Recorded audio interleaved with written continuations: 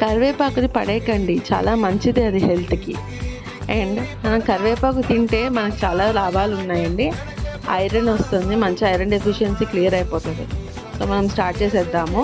So ధనియాలు, ఎండుమిరపకాయలు, మినప్పప్పు, శనగపప్పు, జీలకర్ర, చింతపండు. ఫస్ట్ మనం కరివేపాకుని తీసేసుకొని చక్కగా దాన్ని కడిగేసుకోవాలండి వాటర్తో కడుక్కున్న తర్వాత దాన్ని మనము ఆరబెట్టుకోవాలి ఒక ప్లేట్లో. ఫ్యాన్ కింద కానీ ఎండలో కానీ ఆరబెట్టుకోవచ్చు. ఫ్యాన్ కింద అయితే మీకు త్వరగా ఆరిపోతుంది. సో అది తీసేసుకున్న తర్వాత ఆరబెట్టాక మనం ఫస్ట్ కడాయి తీసుకొని అందులో ఆయిల్ వేసుకోవాలి. ఆయిల్ వేసుకున్న తర్వాత మనం తీసుకున్నవన్నీ ఉన్నాయి కదా, అవన్నీ వేసేసుకోవాలి. ఎండుమిరపకాయలు, ధనియాలు, జీలకర్ర, శనగపప్పు, మినపప్పు అన్నీ వేసేసుకొని చింతపండు కూడా వేయాలి.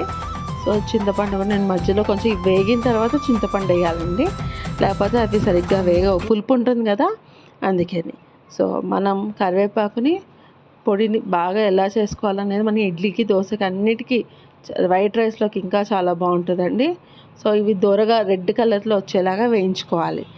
వేయించేసుకున్న తర్వాత మనం ఒక ప్లేట్లోకి ఫస్ట్ తీసుకోవాలి వీటిని, అంటే చల్లారి పెట్టుకోవాలన్నమాట. సో ఒక ప్లేట్లోకి తీసుకోవాలి. ఒక ప్లేట్లోకి తీసుకున్న తర్వాత మనము అంటే కొద్దిగా మనం మూకుడులో కొద్దిగా ఉంచుకొని కొద్దిగా ప్లేట్లోకి తీసేసుకోవచ్చు. నేనైతే అలాగే చేశాను. అంటే మనము అలా చాలా బాగుంటుంది. కొంచెం మనకి పప్పు ఇంకా కొంచెం వేగితే ఇంకా పప్పుగా చాలా బాగుంటుంది. కాబట్టి ఇప్పుడు నేను ఏం చేసా, కొద్దిగా తీసేసుకొని మిగతాది కరివేపాకు అనమాట. కరివేపాకు మొత్తం ఆరిపోయింది. చూసేసుకున్నాక నేను అది తీసేసుకొని మొత్తము కడాయిలో వేసేసాను. కొద్దిగా పోపు ఉంచుకున్నాను బాగుంటుందని. సో మొత్తంగా వేసేయాలి.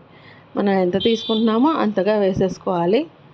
దాని తర్వాత ఇది కూడా మనం దూరగా వేయించుకోవాలి. ఎలా అంటే మనం ముట్టుకుంటే ఆకు చక్కగా క్రిస్పీగా చిప్స్ లాగా రావాలన్నమాట. చక్కగా పిల్లలకి నచ్చుతుందండి, పెట్టండి, చాలా బాగుంటుంది.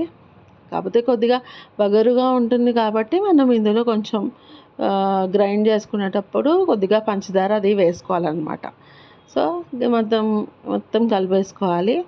ఇవంతా మనం కొంచెం అయిపోయిన తర్వాత మనం ప్లేట్లోకి తీసుకొని మిక్సీలో వేసుకునేటప్పుడు కొద్దిగా పంచదార వేసాను నేను, ఆ వగరు రాకుండా ఉంటుంది. సో దాని తర్వాత మనం మిక్సీలో గ్రైండ్ చేసేసి అది చల్లారాక మనం ఒక డబ్బా